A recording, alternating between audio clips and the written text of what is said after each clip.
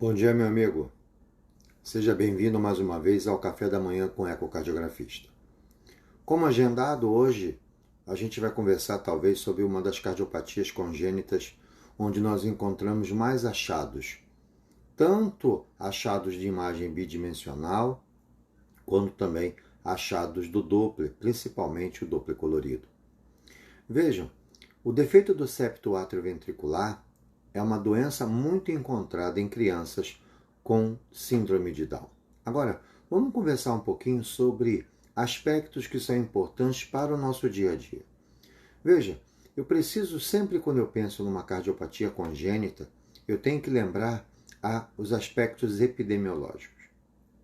Isso é muito importante. Veja, a cada 0,19 de 1.000 nascidos vivos terão defeito do septo AV.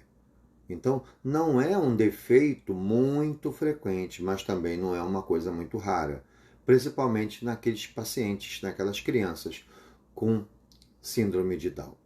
Outra coisa importante, o defeito do septo AV, ela é de 2,5% a 4% das cardiopatias congênitas. E lembra, existe um predomínio no sexo feminino. Agora, vamos tentar correlacionar para a nossa prática do dia a dia. Vamos correlacionar a incidência do defeito do septo AV no Down e o Down para TD-SAV. Então veja, mais de 30% dos pacientes com síndrome de Down terão defeito do septo AV. Porém, quando eu faço o contrário, 50% dos pacientes com defeito do septo AV terão Down. Ok isso? Então, existe uma correlação muito grande entre essas apresentações, o defeito e a síndrome. Agora, preste atenção numa coisa. Eu preciso lembrar um pouquinho, antes de começar a falar sobre o defeito do septo AV, falar um pouco sobre o septo AV. O que é o septo AV? Então, quando o coração é formado, existe uma porção do septo chamado septo atrioventricular. Esse septo, o que ele faz? Ele é uma camada que conecta o átrio direito com o ventrículo esquerdo. Ok isso? Então, na verdade, se você não tivesse esse septo, eu acabo fazendo um alinhamento das válvulas, mitral e tricúspide. Então, vamos devagarzinho. No meu apical 4 câmaras, eu tenho a minha válvula tricúspide e a minha válvula mitral. Existe um certo desalinhamento entre a válvula tricúspide e da válvula mitral. Esse desalinhamento acontece porque aqui, ó, nesse espacinho que mostra o desalinhamento, existe o septo AV. Então, o septo AV, ele existe e cria um pequeno desalinhamento entre a válvula tricúspide e a válvula mitral. Essa válvula tricúspide, devido ao septo AV, ó, ela vai ficar mais próxima da ponta. Então, existe o que nós chamamos de deslocamento mais apical da válvula. O septo AV é o responsável por isso. É a presença dele que cria esse desalinhamento entre a válvula direita, que a gente chama de tricúspide, e a válvula esquerda, que a gente chama de mitral. Agora vamos imaginar, Priscila, que agora eu não tenho mais o septo AV. Se eu não tenho mais o septo AV, o que vai acontecer? Eu já não tenho mais o desalinhamento das válvulas direita e esquerda. Agora, ó, as válvulas ficam implantadas no mesmo plano. Então, isso é a primeira coisa que quando vocês começam o exame, vocês têm que ter cuidado.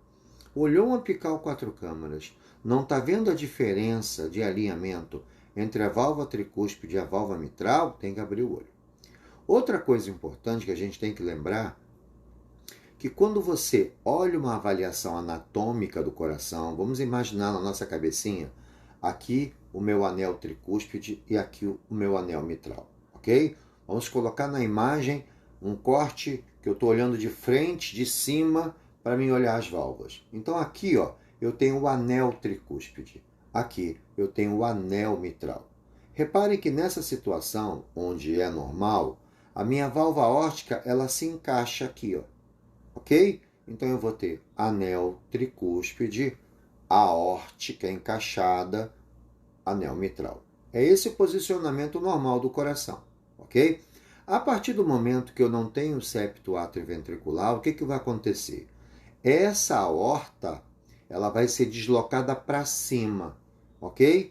Então eu tenho lá bonitinho o meu anel tricúspide, meu anel mitral. A minha aorta agora, ela não se encaixa mais aqui. Ela agora se desloca para cima. Quando ela se desloca para cima, o que acontece com o trato de saída? Ele vai também se deslocar. Como o trato de saída se desloca, a gente vai ver mais à frente uma alteração que vai acontecer com isso. Outra coisa importante, quando essa aorta desencaixa do meio dos dois anéis, quando ela se desloca para cima, isso também pode gerar alterações de rotação dos músculos papilares. Nós sabemos que quando a gente olha no eixo curto a nível do papilar, geralmente os papilares estão a 8 e 4 horas. Quando acontece esse desencaixe da aorta, vai acontecer uma alteração reológica dos músculos papilares. Agora, esse papilar que está mais anterior, ele se desloca para cima, saindo de 4 horas para 3 horas, e o outro papilar que estava em 8 horas se desloca para baixo, vindo para 7 horas. Então a gente diz que no defeito do septo atrioventricular existe uma rotação anti-horária dos papilares, tá?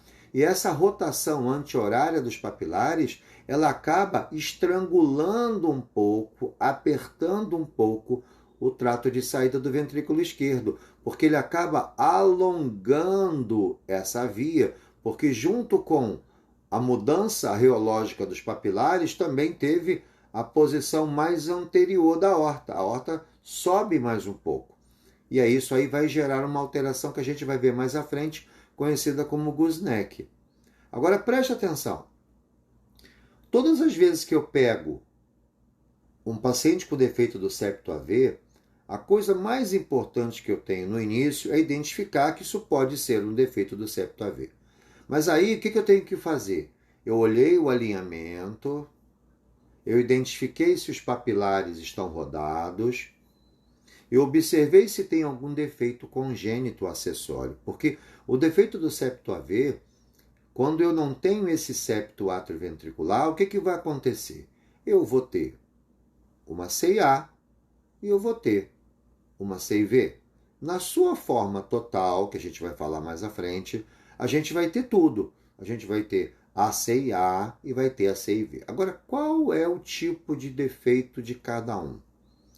Quando eu tenho uma CIA, essa CIA obviamente não pode ser ósteo secundo. Eu tenho um problema no crus cordis, eu tenho problema naquele meio ali.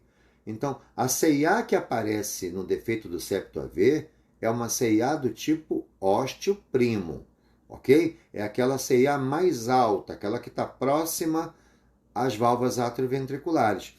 E lembra, quando a gente fala defeito do septo AV, amigos, a gente não pode mais falar válvula mitral e válvula tricúspide, porque às vezes elas podem não estar individualizadas. Então o ideal é que no defeito do septo AV, a gente identifique válvula AV direita, válvula AV esquerda. Ou vai haver situações onde eu tenho uma válvula atrioventricular única. E aí modifica toda a avaliação, porque a válvula AV única, ela tem 5 folhetos.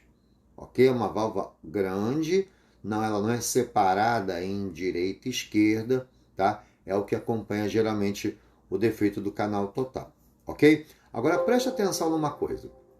Quando a gente olha o defeito do septo AV, eu preciso agora, já identifiquei que as minhas válvulas atrioventriculares estão no mesmo plano, já identifiquei que os papilares rodaram anti-horário, eu agora preciso definir que tipo de CIV é essa, que tipo de defeito do septo AV é essa. Então, eu tenho, na verdade, 3 tipos de DSAV. Existia antes uma forma intermediária, mas que nós não falamos mais, tá? Então, eu tenho primeiro um defeito do septo AV parcial, tipo CIA. O que é isso? Eu vou ter 2 orifícios atrioventriculares. Nesse tipo, eu tenho direitinho um organizado e o outro organizado. 2 orifícios. Um vai ser o orifício direito, o outro vai ser o orifício esquerdo. Ok? Agora veja, eu também tenho a comunicação interatrial do tipo ósteo-primo. E agora, quando eu olho para a minha válvula esquerda, ou a válvula AB esquerda, eu observo que numa das cúspides existe uma quebradura, existe uma fenda. Essa fenda, ela é chamada cleft. Então, é um achado anatômico da válvula AV esquerda. É uma característica dessa válvula, tá? Que é causada por um fenômeno chamado connecting tongue. O connecting tongue é um fenômeno que acontece que acaba gerando essa fenda na válvula AV esquerda. Veja o cuidado de não utilizar o nome mitral. A gente vai chamar isso de válvula AV esquerda e válvula AV direita. Esse, então, quando não tem a comunicação interventricular do tipo via de entrada, lembra? Quando eu olho o apical 4 câmaras, a CIV que eu vejo ali é a CIV de via de entrada. Eu só posso ver uma CIV perimembranosa todas as vezes que no meu corte eu estiver visualizando sempre a válvula tricúspide ou a válvula aórtica. A única exceção é o corte longitudinal, que mesmo que você não esteja vendo a tricúspide, como você vê muito bem a via de saída, você consegue ver a região perimembranosa. Então, a CIV perimembranosa só pode ser visualizada através do corte longitudinal, do corte apical 5 câmaras, porque eu tenho a válvula aórtica visualizada, e também no corte de eixo curto a nível dos vasos da base, que é aquela CIV que a gente vê a 10 horas do nosso relógio, ok? Então, eu falei, existe um defeito do septo AV do tipo parcial, tipo CIA, e também tem o tipo CIV. O que é o tipo CIV? O tipo CIV é aquela que tem 2 orifícios atrioventriculares, direito e esquerdo. Agora eu tenho uma CIV de via de entrada, bonitinha lá, próxima à válvula mitral e válvula tricúspide, ou válvulas AV direita e esquerda, lembrando sempre que elas estão alinhadas, associado também com o cleft. O cleft da válvula AV é uma característica dessa patologia. E aí, gente, existe uma forma chamada completa ou total. A forma completa, qual é a característica dela?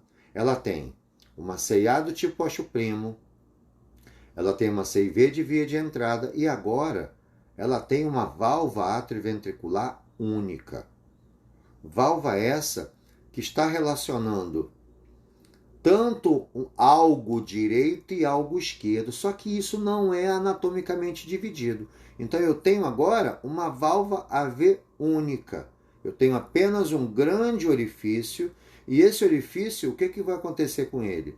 Como eu tenho uma CIV de via de entrada e como eu tenho uma CIA do tipo ósteo-primo, isso vai criar vários fluxos direcionando, ou seja, vários shunts através desse defeito. E isso que é problemático. Porque a partir do momento que eu tenho um shunt a nível ventricular, que eu tenho um shunt a nível atrial, isso vai criar essas comunicações e essas comunicações podem gerar repercussão nessa criança. E essas repercussões, geralmente, acabam gerando aumento das pressões em território arterial pulmonar, uma vez que a CIA, ósteo-primo, ela não costuma ser uma CIA muito ampla. Então, na maioria das vezes, como o volume do ato esquerdo é menor do que o volume do ventrículo esquerdo, aquela quantidade de sangue que passa através da CIA nem sempre consegue gerar hiperfluxo. Não gerando hiperfluxo, a chance de a gente ter elevação da pressão e elevação de resistência vascular pulmonar é muito menor.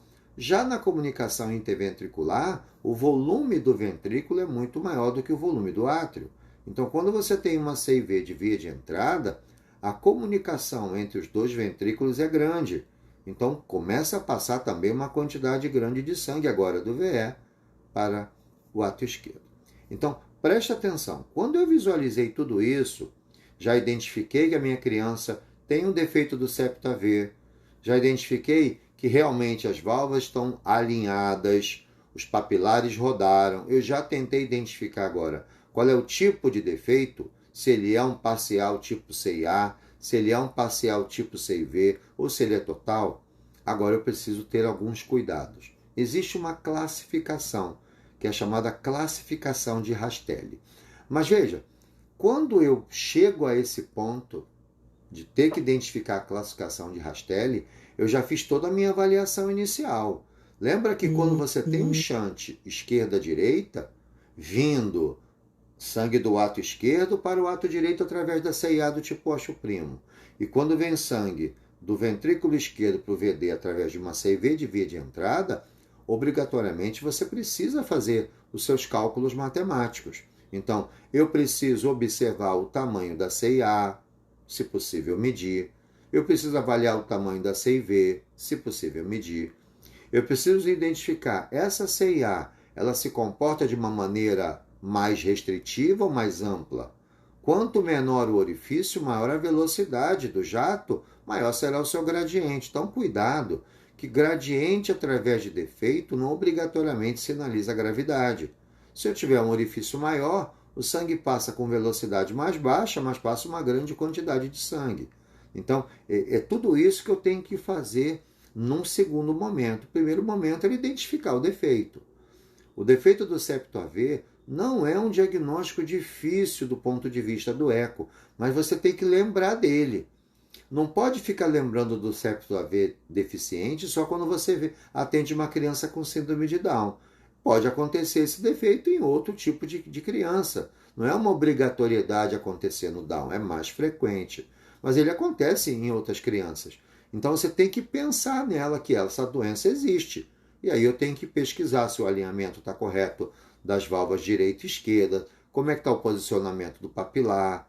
Tudo isso a gente vai ter que fazer. Mas aí entra naquela etapa onde agora eu preciso inferir as respostas hemodinâmicas. Então, avaliar a velocidade do shunt. E o mais importante, existe hiperfluxo? Se eu tenho uma CIA se eu tenho uma CIA do tipo Osho primo e tenho uma CV de via de entrada, está comunicando uma quantidade grande de sangue. Só que eu não sei quanto é. Há uma necessidade que a gente tente, primeiro, inferir se o hiperfluxo existe. Então eu vou colocar agora o meu Doppler pulsado no trato de saída do VD, ok? Aquele mesmo ponto que vocês fazem o TAC. E eu vou agora avaliar a velocidade do jato nessa região. Nas crianças que têm hiperfluxo, essa velocidade na região do trato de saída do VD tem que ultrapassar 1,2 metros por segundo. Isso confirma a presença de um aumento de fluxo pelo lado direito. Ou seja, está havendo um desvio a nível da CIA e a nível da CIV. Outra coisa importante, se eu tiver uma velocidade máxima desse jato no trato de saída do VD acima de 2 metros por segundo, eu já posso afirmar que o hiperfluxo pulmonar é severo. Então, a chance disso gerar dano à vasculatura pulmonar, aumentar as pressões pulmonares e, ainda mais, aumentar a resistência vascular pulmonar, que é algo que eu tenho que impedir, isso sinaliza um quadro mais sério, ok? Tendo isso, eu agora preciso inferir o meu QPQS, ok? Já identifiquei o hiperfluxo, mas eu quero saber o seguinte, Michele, quanto eu tenho mais de fluxo passando pela direita do que pela esquerda? Então eu preciso calcular o volume pulmonar e o volume aórtico. O volume pulmonar, nós já sabemos, diâmetro do trato de saída do VT elevado ao quadrado vezes 0,785 vezes a TVI do trato de saída do VD, ok? Então, essa é a maneira que eu calculo o volume pulmonar. Eu já sei que esse volume vai estar aumentado, porque como a gente identificou aumento de fluxo, aquilo acaba distendendo um pouco aquela via. Então, quando eu for fazer a medida a nível da válvula, atrás da válvula pulmonar, isso vai fazer com que a gente tenha um diâmetro um pouco maior. Vocês vão ver, a Sociedade Americana de Ecocardiografia autoriza que você pode medir esse diâmetro no tronco da artéria pulmonar. Isso é válido, é validado. Ou seja, eu preciso medir no local onde eu tenho maior qualidade da imagem. Nós sabemos que, às vezes, lá no trato de saída do VD é uma região difícil de você medir por problemas de resolução lateral. Então, às vezes, você bota o teu tronco pulmonar um pouco mais verticalizado e você vai ter uma região melhor de medir. O cuidado é que quando você opta em fazer a medida no tronco, a sua TVI que você vai usar na conta tem que ser no mesmo local que você mediu o diâmetro. Esse é o único cuidado que a Sociedade Americana exige que você tenha. Ok? Então, se eu não medir lá no trato de saída do VD, logo abaixo da válvula pulmonar, optei pelo fazer no tronco, a sua TVI tem que ser no ponto que você identificou. Então, dessa maneira, eu vou calcular o volume pulmonar. Agora eu vou lá para o lado esquerdo. Faço meu corte longitudinal, deixo a válvula aórtica aberta, faço a medida do diâmetro da via de saída do ventrículo esquerdo agora. Eu levo ao quadrado, multiplico por 0,785 e vou multiplicar agora pela TVI da via de saída obtida pelo apical 5 câmaras. Cuidado com o alinhamento, ligo o colorido sempre, identifico o ponto de azul mais claro e coloco o volume de amostra naquela posição. Também não pode ficar muito próximo da válvula aórtica, porque pode contaminar o seu fluxo. Então, fiz agora o volume aórtico. Volume pulmonar dividido pelo volume aórtico, QP, QS, vai me dar um valor. Na comunicação interatrial, nós sabemos que nós indicamos a intervenção quando a criança manifesta sintomas, quando o lado direito é muito sobrecarregado e quando eu tenho uma sobrecarga de volume importante das câmaras direitas, associada com alterações radiológicas e clínicas. Nessa situação, quando o meu QPQS ultrapassa 2, eu tenho a indicação de intervir. Já na CIV, como eu tenho uma CIV de via de entrada, na CIV a gente é um pouco mais cuidadoso. Como o volume de shunt geralmente é maior, a gente indica a intervenção quando o paciente tem sintomatologia, alteração radiológica, tudo que você já falou na CA, mas ele agora tem um QPQS acima de 1,5. Então a gente indica a intervenção com todo aquele aparato de manifestações clínicas, porém na CIV a gente utiliza um QPQS menor para indicar a cirurgia, acima de 1,5, e na CIA 2,0. Mas lembrem, muitas vezes o cardiologista pediátrico ele encaminha para você o seu exame e você vai identificar lá o valor de QPQS. Mas lembra, o valor de QPQS é um valor aproximado, ok? Quem analisa o QPQS de verdade é o estudo hemodinâmico. Então, na maioria das vezes, essas crianças acabam fazendo um cateterismo cardíaco para realmente identificar essas pressões, porque essas pressões serão importantes também na avaliação do pós-operatório. Outra coisa importante é o cálculo da resistência vascular pulmonar. Porque vejam, amigos, a partir do momento que a resistência vascular pulmonar vai aumentando, o que vai acontecendo com o nível do shunt? Vai caindo. Eu vou começando a transformar um shunt que era exclusivamente esquerda-direita para um shunt bidirecional. Ou seja, existe um momento onde as pressões do pulmão aumentam. E aí eu já não tenho mais aquela quantidade enorme de fluxo passando para o lado direito. Então o meu hiperfluxo cai. E aí que é o problema. Quando o hiperfluxo cai, o teu QPQS cai. E se o teu QPQS cai, você começa a ter medo de você estar comendo mosca em alguma coisa. Porque, veja, eu tenho uma criança com defeito do septo AV, com uma CV de via de entrada, que está com 1,2 de QPQS e a criança não melhora, é porque eu já estou invertendo o shunt. A resistência vascular pulmonar já está aumentando. Então, nessa situação, o QPQS ele é enganoso. Tá? Não tem problema. Olha para o tronco da artéria pulmonar. O tronco vai estar dilatadão. Porque naquela condição onde eu já estou começando a inverter o shunt, eu já tenho um tronco pulmonar que era bem dilatado pelo hiperfluxo. Então, a resistência vascular pulmonar, ela tira isso de você, ela quebra esse problema. Porque se eu tenho um QPQS baixo, numa criança que não melhora as manifestações clínicas, que o coração não melhora, e você olha a resistência vascular pulmonar muito alta, eu já tenho certeza que essa criança está desenvolvendo uma apresentação que vai acabar na síndrome de Eisenmenger, que é quando agora as pressões ao lado direito são suprassistêmicas e agora o shunt se inverte. Ele agora vai da direita para a esquerda. E aí nós sabemos que aí a coisa complica, uma vez que o tratamento dessas crianças que desenvolvem o shunt invertido, ou seja, nas pressões suprassistêmicas à direita, devido a esses defeitos que geraram um dano à vasculatura pulmonar, o tratamento é apenas o tratamento com transplante. O transplante tanto do coração quanto o transplante do pulmão. Então, gente, eu tenho que lembrar agora, para finalizar, para não tomar muito tempo de vocês, a classificação de Rastelli, ok?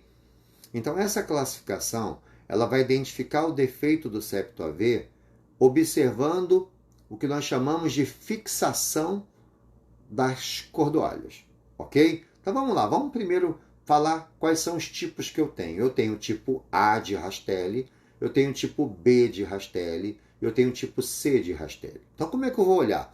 Botou o seu apical 4 câmaras. Eu já vi lá que eu tenho aquela válvula AV única, né? Lembra?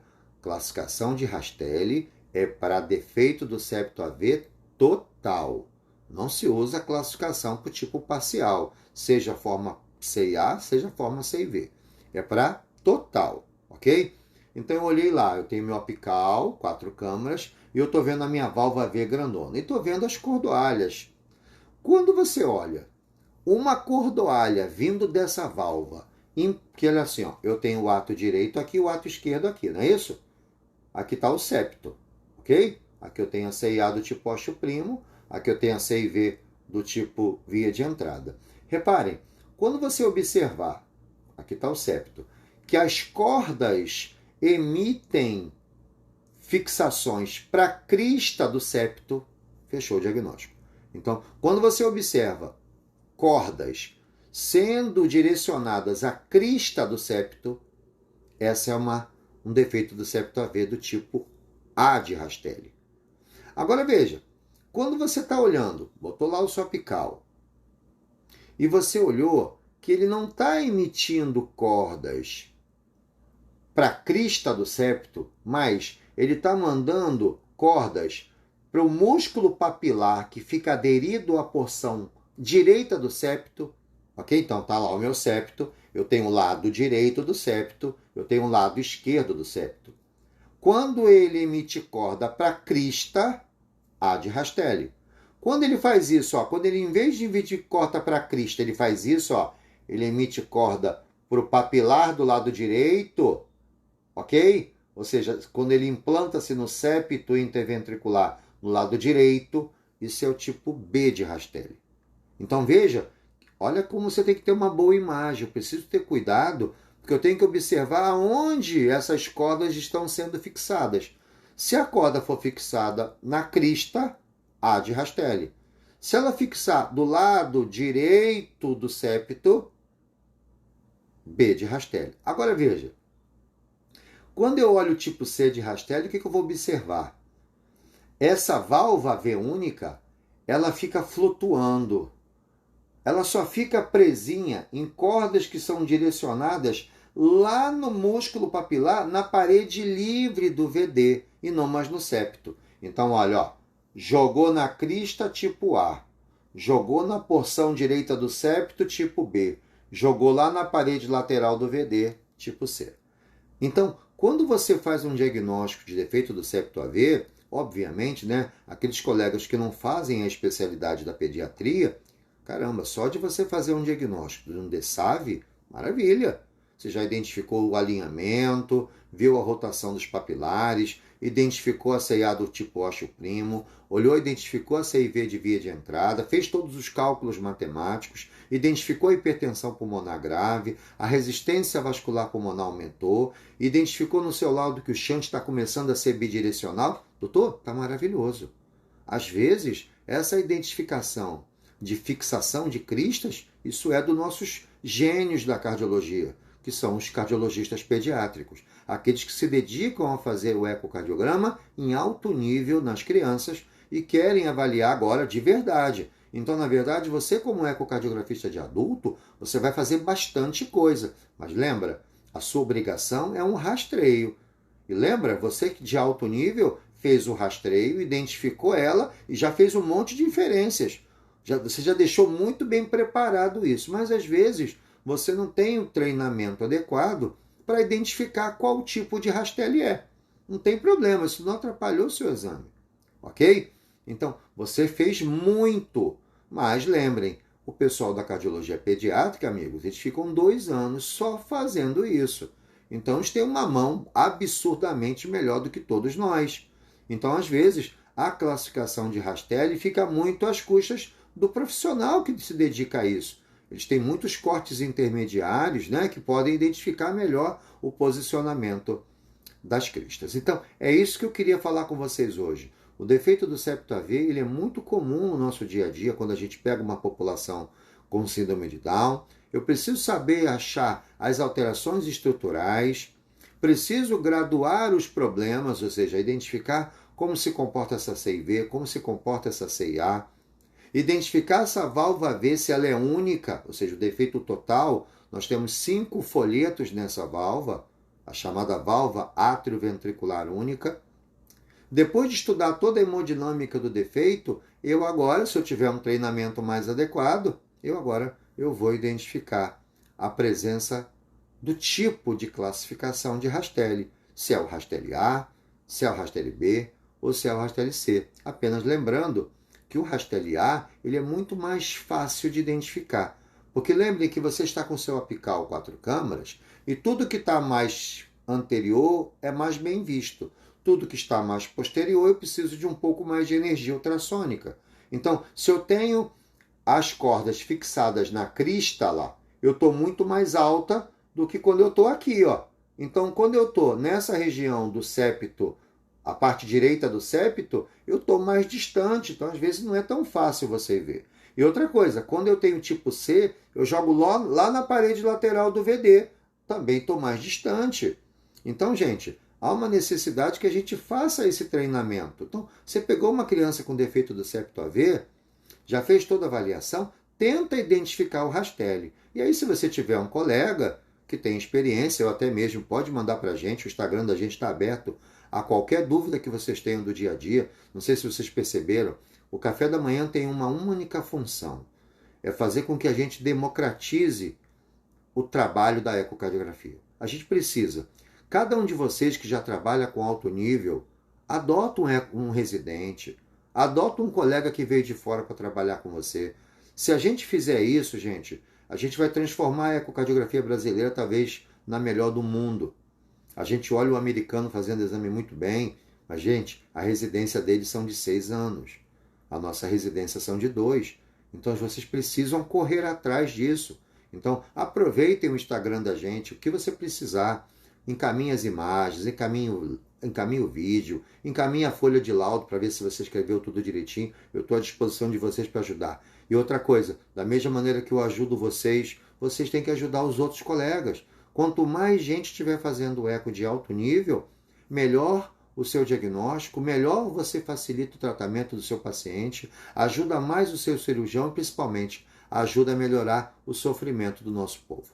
Ok, gente? Então, obrigado mais uma vez. Queria avisar vocês que amanhã a gente vai conversar sobre um tema novo da cardiologia. Vamos dar uma paradinha na congênita, tá? E a gente vai começar a falar das alterações que podem comprometer estruturas mais poderosas do coração, que é a doença isquêmica.